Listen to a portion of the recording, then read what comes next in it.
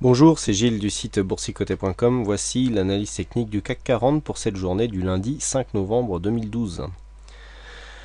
Avec aujourd'hui cette séance baissière, puisqu'après une ouverture en baisse à 3468,71, nous avons marqué un plus haut à 3473,57 pour clôturer sur le plus bas de la séance à 3448,50 points. Le CAC 40 perd 1,26% sur cette séance, presque 44 points perdus par rapport au cours de clôture d'hier.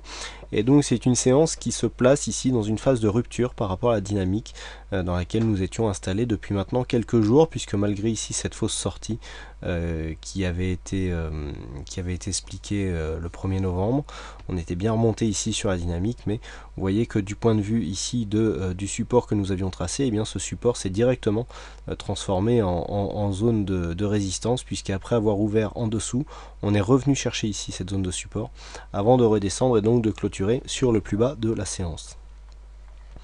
Toutefois, nous allons voir qu'au niveau des indicateurs, il n'y a pas grand chose à dire. Donc là, on est toujours sur une phase d'évolution horizontale sur le RSI. Alors vous voyez, c'est très intéressant. On avait ici une dynamique baissière. Et puis là, depuis qu'on est sorti, on est dans une phase horizontale. Donc plutôt fond de tendance neutre pour le RSI. Et donc peu d'informations qui nous sont données par cet indicateur. Le stochastique, lui, est plutôt légèrement haussier. On n'a pas encore de répercussions trop fortes sur cet indicateur en ce qui concerne la baisse du jour. Par contre, sur le MACD, on a une inversion du sens d'évolution du MACD avec donc cet histogramme qui repasse en rouge. Alors je vous avais dit lorsque l'on avait rebondi ici que le fait d'avoir un histogramme ici c'était pas trop grave. Par contre là, le fait d'ici d'en avoir un deuxième prouve que l'on est sur un mouvement qui est vraiment hésitant. Donc la cassure de la dynamique que l'on retrouve sur la bougie se retrouve bien ici dans le MACD, puisque par deux fois on est venu hésiter. Donc premier histogramme en rouge ici sur cette bougie qui s'était elle aussi clôturée sur le plus bas de la séance, et deuxième sur celle-ci. Et puis alors au niveau de la volatilité, donc on a une volatilité très faible, mais c'est surtout les volumes que je voulais vous montrer. Voilà, au niveau des volumes, on a toujours des volumes très faibles. Alors c'est les vacances de la Toussaint, ça n'explique pas tout, mais on sent bien ici qu'il y a un gros déficit d'investisseurs sur le marché, et malgré tout les marchés descendent. Alors ce qui est intéressant de constater, c'est que la dynamique ici que nous avions tracée était était plutôt assez bien régulière. On avait ici donc cette sortie qui avait été réintégrée, et donc là on vient se placer dans une phase de cassure de cette dynamique, donc confirmée par certains indicateurs, notamment le MACD. On se rend bien compte ici que cette dynamique ici court terme est clairement on est sorti de la dynamique. Alors par contre, il y a un autre support que l'on peut tracer quand on trace des analyses techniques. Il est intéressant des fois de prendre du recul, on l'avait vu la semaine dernière pour notamment apercevoir un diamant, mais aussi pour tracer d'autres trendlines. Alors on a une autre dynamique ici qui pour l'instant n'est définie que par deux points bas.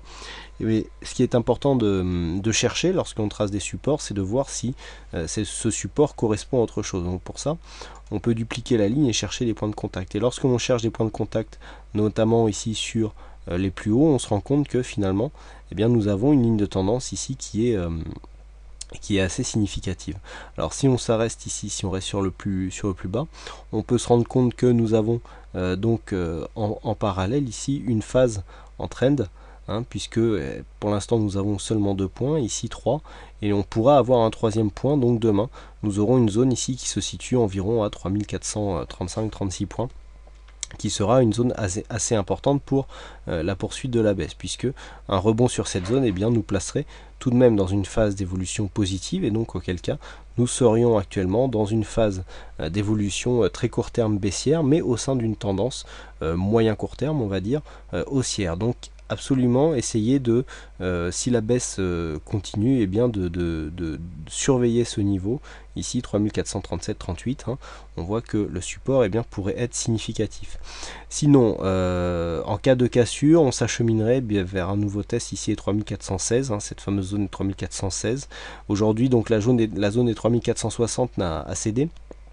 puisqu'on est resté au-dessus, on a eu un petit rebond technique d'une dizaine de points, et puis ensuite cette zone a cédé en intraday. Donc là on est clairement dans une phase où la dynamique est interrompue. Je vous avais dit 3460, c'était un petit peu comme le juge de paix, et donc cette zone ayant cédé, eh bien, on voit bien que la dynamique est totalement interrompue. Donc on a ici ce seuil qu'il faudra surveiller, et donc pour demain, eh bien, il faudra, tant que l'on reste ici entre 3460 et 3415, eh bien, nous avons une zone plutôt neutre, hein, qui aura tendance, surtout si on casse ici les 3437 points, qui aura tendance à totalement annuler le début d'une dynamique haussière qui se présentait à nous. Je vous rappelle qu'on n'avait pas encore confirmé cette dynamique, puisque depuis que nous sommes sortis ici de notre phase baissière, on n'a eu aucun contact avec les bandes de Bollinger, que ce soit la supérieure ou l'inférieure, ce qui prouve que nous ne sommes pas réellement dans une dynamique, hein. Je rappelle que pour avoir une dynamique haussière, on reconnaît une dynamique haussière lorsque les cours sont situés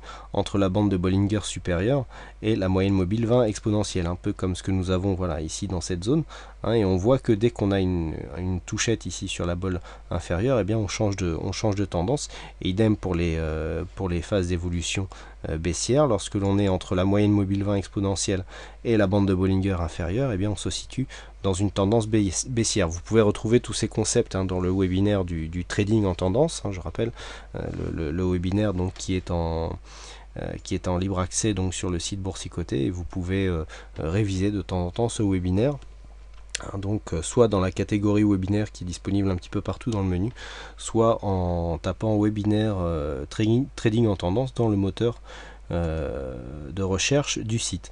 Donc là nous constatons, pourquoi parler des Bollinger, que nous évoluons ici autour de cette moyenne mobile 20 exponentielle sans pour autant venir donner contact sur les bandes de Bollinger. Donc nous avons une tendance qui est neutre, on a un gros range, hein, moyen terme, et puis on avait vu vendredi que nous avions une possibilité ici de diamant un peu plus moyen long terme, et donc une cassure ici de ce diamant. Donc on surveillera donc une possible descente ici aux alentours d'une cassure des 3415, déjà nous donnerait une possibilité de sortie de ce diamant, et auquel cas il faudra s'attendre à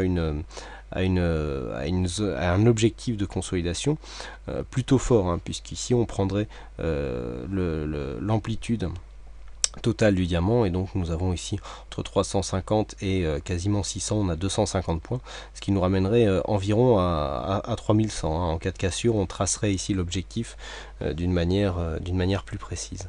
Donc pour demain, donc tant qu'on est entre cette zone, je le répète, 3460, 3415, zone neutre. Première cassure ici des 3437 nous donne un biais plutôt négatif, avec un test quasi obligatoire des 3415. Cassure des 3415 nous remet vraiment dans un biais baissier court et moyen terme, puisque nous avons des risques ici de cassure de ce plus bas à 3382 et de cette zone ici des 3350. Par contre, bon, dans le cas peu probable d'un retour de cotation dans une zone supérieure à 3460, alors il faudrait voir si c'est après ou sans confirmation ici de cette zone de 3437. Si c'est après confirmation de 3437, eh bien on confirmerait le trend haussier que je viens de vous tracer avec ici ces deux droites de tendance. Par contre, si on rebondit directement, il faudra attendre de voir pour avoir d'autres points significatifs, puisqu'on pourra encore avoir des sortes de biseaux ou d'autres figures qui pourraient apparaître. Voilà donc ce que l'on peut dire sur cette analyse technique, avec aujourd'hui des signaux de consolidation, hein, qui sont donnés par les backtests à probabilité que je vous présente de temps à autre et que vous pouvez retrouver dans mon dernier livre Gestion stratégique de portefeuille. Donc ceux qui ont acheté ce livre savent comment agir en conséquence. Et donc aujourd'hui c'est Sixitan qui a gagné au jeu du fixing, donc bravo à toi Sixitan, et puis quant à moi je vous souhaite à toutes et à tous une bonne soirée, bonne chance dans vos trades futurs, et je vous retrouve dès demain pour d'autres analyses techniques en vidéo. Bonsoir à tous.